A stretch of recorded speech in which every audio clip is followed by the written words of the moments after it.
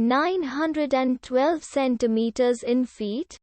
First of all, we need to know the value of 1 centimeter in feet. It's always 1 centimeter equals 0.03280839895 feet. Now we have to multiply 0.03280839895 by 912.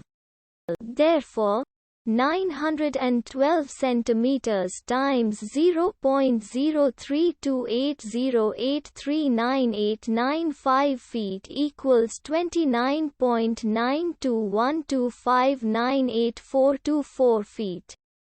So, in other words, 912 centimeters equals 29.9212598424 feet.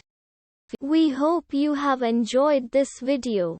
Please like and subscribe to our channel for more videos like this.